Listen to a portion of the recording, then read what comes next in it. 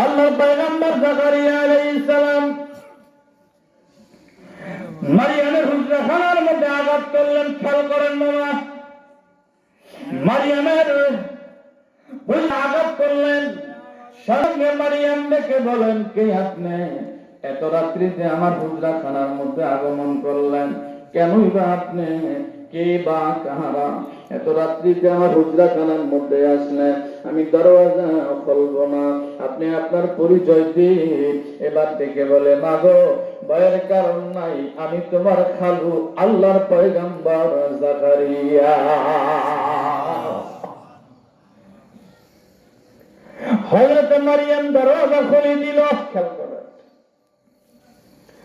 দরওয়াজা খুলে দেওয়ার পরে আল্লাহর পয়গম্বর হযরত জাকারিয়া আলাইহিস সালাম মারিয়ামের হুজরাখানার মধ্যে ঢুকলেন। ইতিপূর্বে রাত্রি বেলায় আর হুজরাখানার মধ্যে ঢুকলেন না। আল্লাহর পয়গম্বর জাকারিয়া আলাইহিস সালাতু ওয়াস সালাম যখন হুজরাখানার মধ্যে ঢুকলেন, ভাইজান নজর করে দেখতেছে হযরত মারিয়াম যে জায়নামাজ বিছাইয়া আল্লাহ আল্লাহ নামের জিকির করতেছেন বাবা, ওই জায়নামাজের কর্নারে বসলেন। নজর করে উপরের দিকে তাকালেন, আল্লাহর পয়গম্বর দেখতেছেন বাবা মারিয়ামের ঘরের ছাদ বেদ করে সোজা উপর থেকে একটা আলো রোশনি আসতেছে। ওই আলোর কারণে মারিয়ামের ঘরটা আলোকিত হয়ে আছে। মা বলো, তুমি কেমন আছো? মেয়ে মারিয়াম ডেকে বলে, খালু আমার অত্যন্ত ভালো আছি। মা তোমাকে দেখতে আসলাম, তোমার বাবা থাকলেও তো তোমার খোঁজ খবর নিত, তোমার বাবা নাই তাই আমি খোঁজ খবর নেওয়ার জন্য আসলাম। খালু আর মেয়ের মধ্যে কথাবার্তা হচ্ছে, এমন টাইমে আল্লাহর পয়গম্বর জাকারিয়া আলাইহিস সালাম জায়নামাজের দিকে নজর করে দেখে বাবা যেখানে সিজদা দেন ওই সিজদার পাশে ট্রে খামসা জান্নাতি রুমাল দিয়া ঢাকা কি যেন ডেকে রয়েছে। আল্লাহর পয়গম্বর জাকারিয়া আলাইহিস সালাম ডেকে বলে, মাগো ট্রে খামসাটি ভরা রুমালে ঢাকা কি? মারিয়াম ডেকে বলে, খালু আমার, আপনি নিজে আপনার হাত দিয়া ট্রে খামসাটি রুমাল সরাই আনেন, দেখুন তো কি আছে।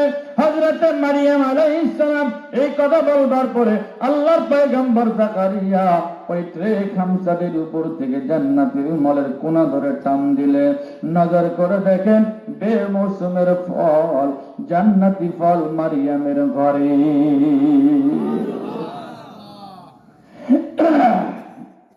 জাকারিয়া আলাইহিস সালাম ডেকে বলেন, মাগো আমি তোমার কাছে জানতে চাই এই ফল কোন জায়গা থেকে আসলো?